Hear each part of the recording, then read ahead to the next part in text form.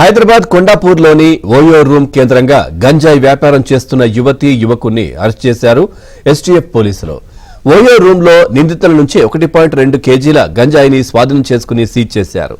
కాగా నిందితులు మధ్యప్రదేశ్కు చెందిన సంజన, కావలికి చెందిన రాజుగా గుర్తించారు.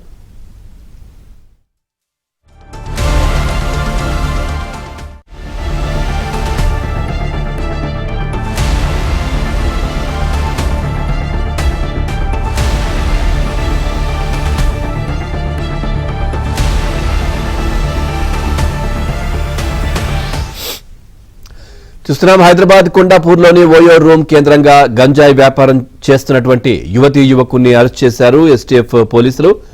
ఓయో రూమ్లో నిందితుల నుంచి 1.2 కేజీల గంజాయిని స్వాధీనం చేసుకుని సీజ్ చేశారు. కాగా నిందితులు మధ్యప్రదేశ్కు చెందిన సంజన, కావలికి చెందిన రాజుగా గుర్తించారు. ఓవరాల్ గా అంశానికి సంబంధించి మరింత సమాచారాన్ని మా క్రైమ్ కరెస్పాండెంట్ శశి అందిస్తారు. శశి,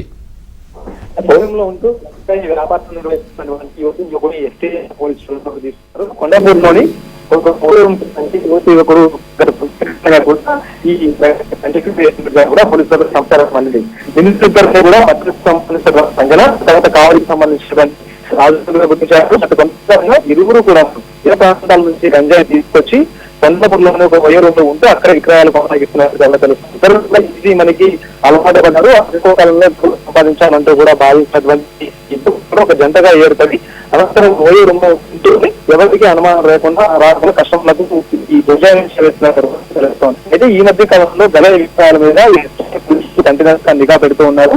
ఇందులో భాగంగా ఇతర పట్టబడినటువంటి నిధులు కావచ్చు సమాచారం సేకరించినటువంటి నేపథ్యంలో కొండపూరు ఈ జంట గత కొంతగా ఓయో కేంద్రంగా గంజాయి విక్రయిస్తున్నారంటూ కూడా సమాచారం అందుకున్న తర్వాత రాత్రి నిర్వహించారు. ఇందులో భాగంగా ఇద్దరు ఉన్నటువంటి 1.2 కేజీల ఇంటి గంజాయిని కూడా చేశారు. ఆ తర్వాత ఇద్దరిని అదుపులోకి తీసుకుని అనంతరం ఇరువురు మీద కేసు నమోదు చేసి తనిఖీ కూడా తెలుస్తుంది. సో మొత్తానికి ఇరువురు వ్యాపారాన్ని కొనసాగిస్తున్నారు.